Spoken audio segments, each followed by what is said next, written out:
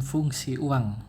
Kita membahas tentang fungsi uang yang memang sedikit terdengar tabu, tidak biasa dibahas oleh banyak orang.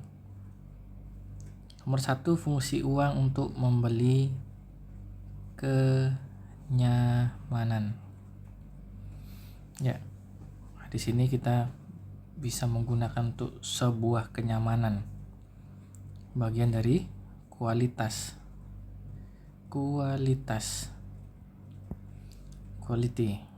atau kualitas. Contohnya seperti ada kelas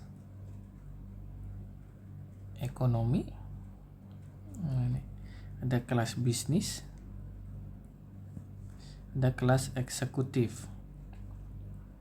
Ini biasanya untuk kendaraan kereta api, bis, pesawat terbang, kapal laut.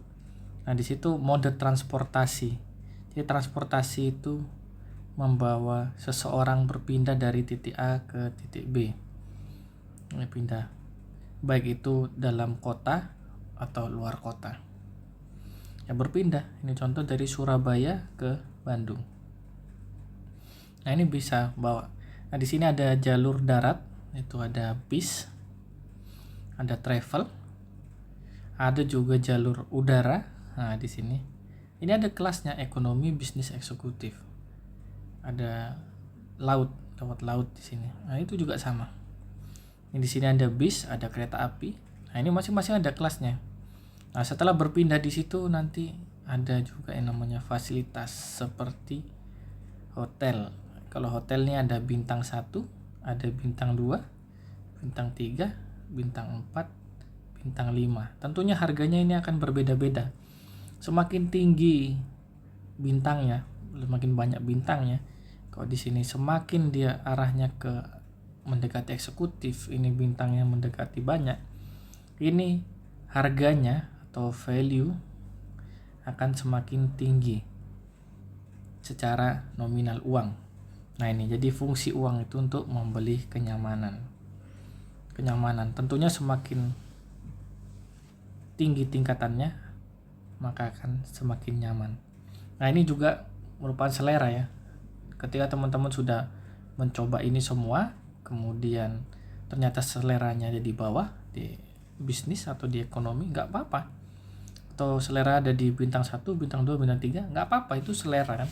Tapi pastikan teman-teman sudah pernah mencoba di tempat yang bintangnya paling tinggi, sehingga bisa memilih. Karena tahapan selanjutnya kita sudah tidak terlalu terikat dengan uang, ketika sudah tembus di level nyaman, udah pernah coba. Nah, kalau untuk hidup mandiri, hidup sederhana itu pilihan ketika seorang itu sudah melebihi tingkatan kecukupan secara keuangan. Ya, kemudian yang kedua, fungsi uang itu untuk membeli waktu atau kecepatan.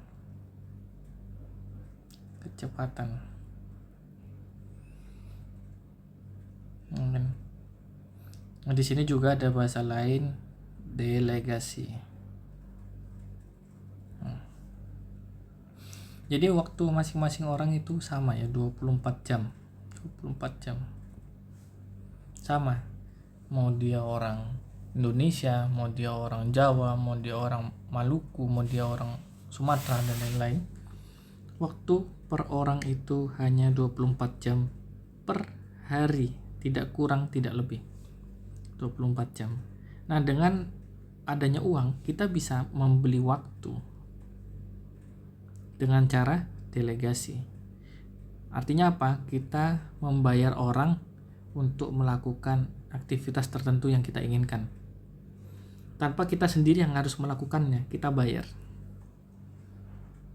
Nah, ketika proses delegasi ini dilakukan oleh orang banyak, nah otomatis value yang dikeluarkan, value yang dikeluarkan akan semakin tinggi.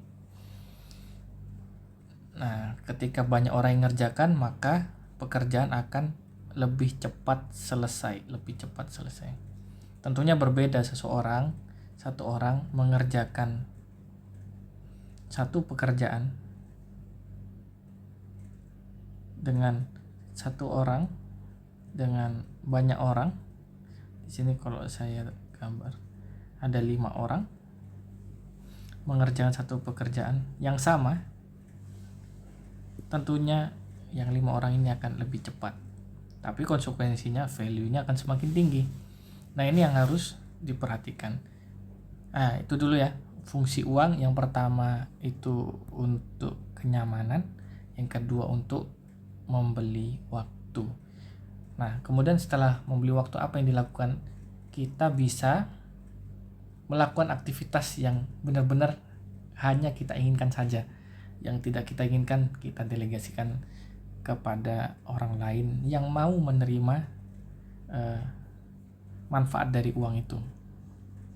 Oke, terima kasih.